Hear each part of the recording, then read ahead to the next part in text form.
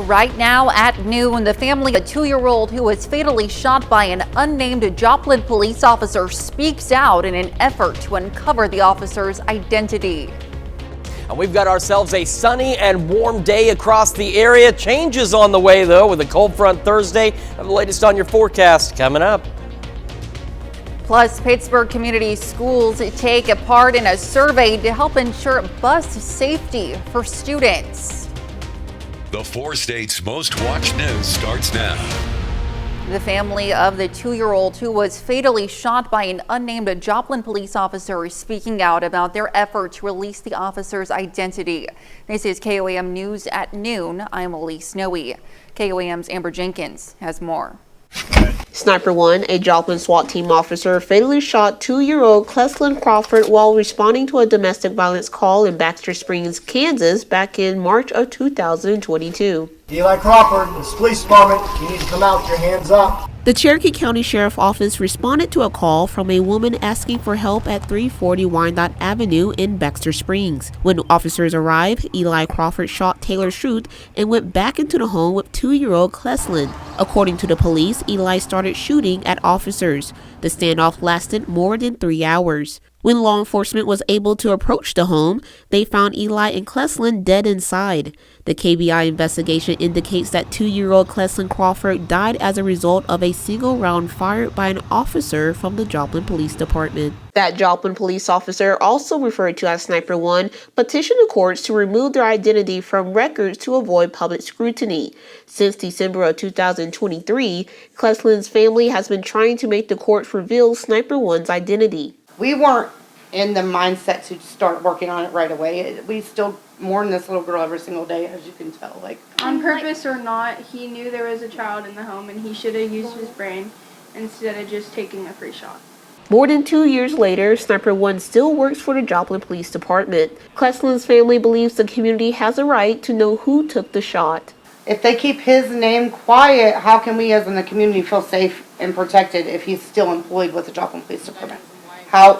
Where's our protection? You know, he's in fear for his family and him all by his name, but that shouldn't even be a thing. His name needs publicized, period. More angry than anything, you know, but I didn't really start getting angry until I realized they weren't going to do anything about it. A second motion has been filed requesting the courts to reveal Sniper 1's identity, and the first justice for Cleslin's protest is planned in the coming weeks. It's a hard topic, but if it makes you uncomfortable, so what? We're not going to stop talking about it. Now they honor and remember Cleslin through celebrations, memories, and shirts. Reporting in Joplin, Amber Jenkins, KOAM News. The protest will be held at noon on April 27th between 7th and 2nd Street on Main Street in Joplin. Now let's check in with Chris Warner for a look at the forecast. Yeah, we had ourselves a start to the day, a little cooler than where we've been the last few mornings, but warming up nicely across the area. Earlier this morning, again, ample sunshine out there. MoDOT cameras 32nd in range line, and of course our camera on the Cornell complex showing that plentiful sunshine across the area. And that's how the rest of our Wednesday is going to be. It won't be until later tonight that we see an opportunity for some thunderstorms across the area.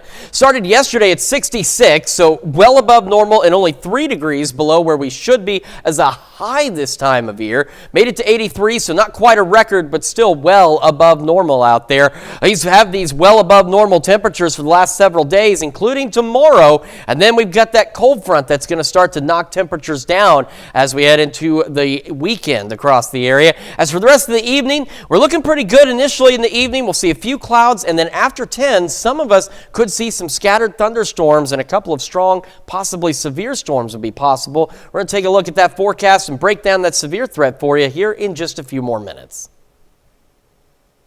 All right, thanks, Chris. And don't forget, you can be the first to know about the day's weather with the KOAM Skywatch weather app. Get severe weather updates sent straight to your phone free of charge. It's available in the Apple App Store and the Google Play Store, the KOAM Skywatch weather app. Pittsburgh Community Schools is helping the state of Kansas ensure bus safety. The district is participating in the Kansas one-day stop arm violation count survey for the Kansas State Department of Education. The survey is being conducted to help determine the prevalence of illegal passing of school buses.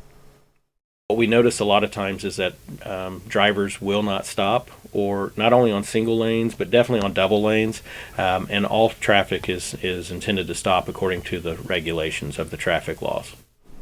Last year, the state of Kansas reported 676 violations in 2023. That's down 23.3% from 2022's 882 violations. Pittsburgh Community Schools also says they are in need of more bus drivers. We invite you to join us tomorrow, that's Thursday, for our Hero Fund USA Telethon. During our noon, 5 and 6 p.m. newscasts, we'll have volunteers standing by to take your calls and donations. All the money raised will support Hero Fund USA, which partners with local first responders to provide them with equipment and safety resources. Well, it tremendously helps us keep our firefighters in the right kind of gear to use on fires.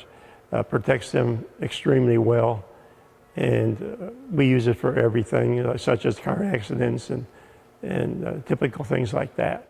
You can also donate through our website, that's KOAMnewsnow.com. The Barton County Memorial Park in Lamar, Missouri is expanding. The park currently features 7 monuments honoring veterans, 6 of which focus on a specific conflicts. The 7th documents the history of the land where the park sits. Park officials are in the process of adding another monument, this one to honor first responders. So we got a couple areas that we're working on with the park right now. We've got one big area. It's probably going to be our last area. It's a first responder memorial. I say last big project because we want to keep a lot of green space here. We don't want to fill it up with concrete. So it's a first responder memorial dedicated to 2 first responders here from Lamar. The Barton County Memorial Park is at 102 West 2nd Street in Lamar. The 4th State Farm Show is returning to Pitt State this year. Organizers announced the shows will be at PSU's Plaster Center from May 17th to May 19th. The event is free and open to the public, and organizers expect more than 700 displays showcasing the latest technology in farm machinery, construction equipment, and livestock handling, as well as shopping for clothing, jewelry, art, and hunting supplies. Well, Joplin has a huge new big box store. The new Menards opened for business yesterday. The store on South Geneva Avenue sells home improvement, lawn and garden supplies, tools, appliances, home decor, and various other merchandise, even groceries. Although it's open to customers, the official grand opening celebration will be held this coming Sunday, April 21st through Saturday, the 27th. Coming up, the latest on former President Donald Trump's hush money trial in New York City. And later, we're making egg roll in a bowl in the Mr. Food Test Kitchen. The first handful of jurors have been sworn in and seated for former President Trump's criminal trial in Manhattan. The case is not in session today, though the judge says opening statements could begin as soon as Monday. Trump has pleaded not guilty to 34 felony counts related to accusations that he financially schemed to hide an alleged affair with an adult film star ahead of the 2016 presidential election. CBS News' Jared Hill has the latest from New York. Former President Donald Trump took his fight against Manhattan's DA from the courtroom to a corner store, the site of a highly publicized fatal attack just 2 years ago that led to criticism of the very same man prosecuting his case. It's a rigged trial. Our courts, everything is screwed up in New York. The stop comes as the jury for Trump's hush money trial is taking shape. 4 men and 3 women were seated Tuesday. Among them, a nurse, a teacher, and 2 lawyers. Kara McGee is one of dozens who were excused. It's someone who you've seen as this huge public figure for so long, and you walk in and see him, and he's just a guy. While one potential juror was being questioned, Judge Juan Merchan heard Trump audibly uttering something and chastised him, saying, "I won't tolerate that. I will not have any jurors intimidated in this courtroom." This judge is so conflicted. Outside the courtroom, the former president repeatedly slammed the judge. He's rushing this trial, and he's doing as much as he can for the Democrats. Trump also bristled at the requirement to attend every day of the trial, while his 2024 opponent, President Joe Biden, campaigns. I should be right now in Pennsylvania, in Florida, in many other states. 5 more jurors and half a dozen alternates still need to be selected. Trump has denied the allegations he falsified business records. Jared Hill, CBS News, New York. Still to come on KOAM News at noon, Mr. Food. If an egg roll wasn't rolled, would it still be an egg roll? The answer is coming up next, and it might just bowl you over. Might. And even though we've got ourselves a pretty nice Wednesday across the area, thunderstorm chances increasing. We'll take a look at that forecast when we come back. Welcome back to the KOAM News at noon. So we had ourselves an absolutely beautiful start to the day. Again, a little cooler than where we have been the last few mornings across the area, but ample sunshine out there. Of course, that's the KDOT camera at on 69 near Kansas Crossing. So again, ample sunshine out there, but we have that severe threat beginning to roll into the area overnight tonight. Now, it's going to be isolated to widely scattered storms at best. But if we can get a couple of thunderstorms to develop this evening, all severe hazards are possible. We have a low wind risk for a tornado threat across parts of southeast Kansas and Oklahoma. We have a low to elevated risk for hail across a good portion of the area. And then we have this low end wind risk across parts of the area as well. But again, this is a conditional threat. We're looking at isolated to widely scattered storms at best, and this is if storms can get going, then they're going to be similar to yesterday. If we could get storms going, they're in an environment where they can become severe. It's just a matter of getting storm initiation. So let's take a look at what we're expecting with the future track. Again, for the rest of our Wednesday, looking great as we head into the evening. Temperatures, though, well above average, but we're not dealing with those 50-mile-an-hour wind gusts out there like we saw yesterday, which was just absolutely intense, led to the red flag warnings and the wind advisories out there as well. Today, those west winds continuing at about 5 to 10 miles an hour. Here we are at 5, still holding on to clear skies. In fact, most of our evening looks to be pretty fantastic. It'll be later this evening. Between about 10 p.m. and 3 a.m. looks to be our window for this possibility.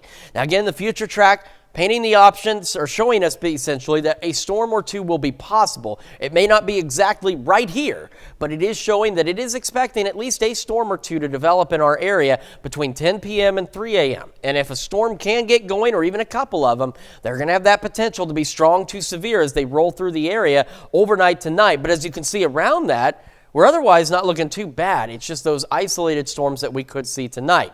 Then tomorrow, we have a cold front coming in. Clouds will increase ahead of that. Winds begin to pick up a bit tonight. They'll pick up more so as we head into our Thursday. Now, ahead of the front, those strong southerly winds are going to warm us up, and we're looking at highs upper 70s, close to 80. And then we're going to see that cold front start to run in through the morning hours. So we're going to have showers and thunderstorms, and we have that possibility of a strong storm or two, and that window looks to be between about 10 a.m. and 2 p.m. tomorrow. But we could have scattered showers and thunderstorms through the morning. Here we are at 11 a.m. as that front continues to roll. In fact, you can see the wind shift right where these thunderstorms are expected. The front begins to advance a bit, and we'll have those thunderstorms rolling through. And this is an example. This front is actually bringing us some cooler temperatures. 75 in Pittsburgh, 59 in Chanute at 1. Now, the temperatures don't plummet, but they are going to be much cooler for us as we head into our Thursday evening across the area. Again, today, low to mid-80s out there. West breeze about 5 to 10, sunny skies. This evening, some scattered showers and thunderstorms. Couple of strong to severe thunderstorms possible. And the southeast winds pick up, gusting to 25. Still mild, though, into the mid-60s. And then tomorrow, we'll have another round of scattered thunderstorms along that front. Ahead of it, upper 70s near 80. Temperatures dropping behind that front. Northwest winds 15 to 20, gusting to 30. So those winds, though, will shift once the front rolls through. Ahead of it, it'll be southerly winds, potentially gusting upwards of 30 miles an hour. After that, though, we're down to the 40s Thursday night, and we're going to be cooler, below average heading into the weekend. As we go into the 60s, we'll start to warm up by next week, and then we'll have another system, more showers and storms next Tuesday and Wednesday that'll knock our temperatures again back into the 60s for next Thursday and Friday. Stick around. We're making egg roll in a bowl in the Mr. Food Test Kitchen. We'll be right back. And today's Mr. Food recipe is a twist on the classic pork egg roll without all the extra work. Howard shows us how to make egg roll in a bowl in the Mr. Food Test Kitchen. Whenever I get Chinese takeout, no matter what I order, it seems like I always add an egg roll at the last minute. I mean, who doesn't love a good egg roll?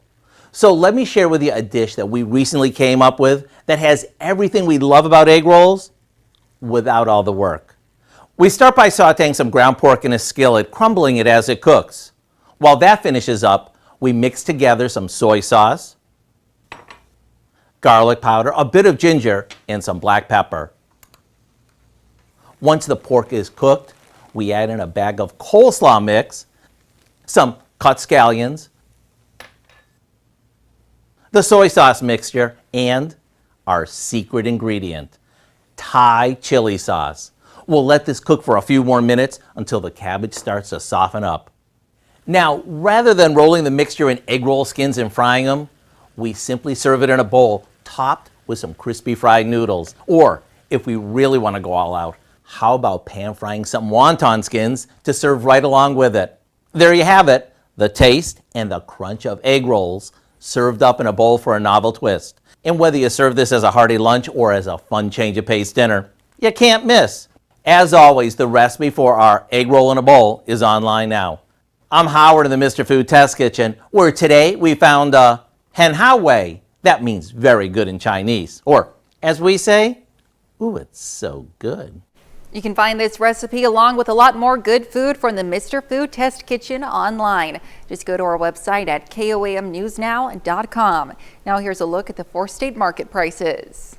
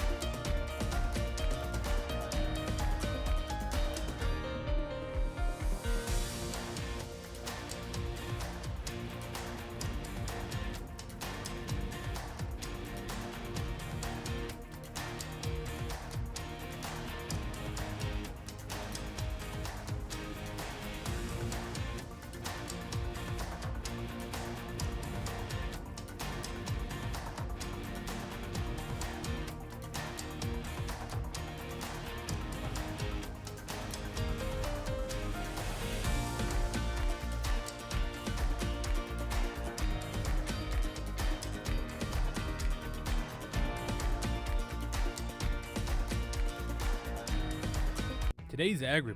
All right, so we've got the 80s today. We'll have some evening thunderstorms. Some of those could be strong to severe between 10 p.m. and 3 a.m. Then 80 ahead of a cold front tomorrow, cooler behind it. Thunderstorms along that front. A couple of strong storms will be possible. Below average temperatures heading into the weekend. We warm up next week with additional shower and storm chances next Tuesday and Wednesday. Definitely keep an eye on those storms tonight for sure. You bet. And Dow, what do you have for us this evening? A lot coming up at 5. For starters, CDC data shows that black women are 3 times more likely to die in childbirth than white women. We're going to learn about a new program at a New York hospital that's looking to fight that disparity and help save lives. Plus, representatives from area nursing schools receive a donation to help boost training efforts from Freeman Auxiliary. And a warning from a Joplin resident after a number of cars were burglarized last night in the city. Hope you join us for those stories. A lot more, of course. It's coming up today. KOAM News at 5. Absolutely. All right. Thank you, Dow. Well, that's the news for now. Thank you for joining us on KOAM News at noon. We'll see you, of course, right back here at 5. Until then, have a great rest of your day.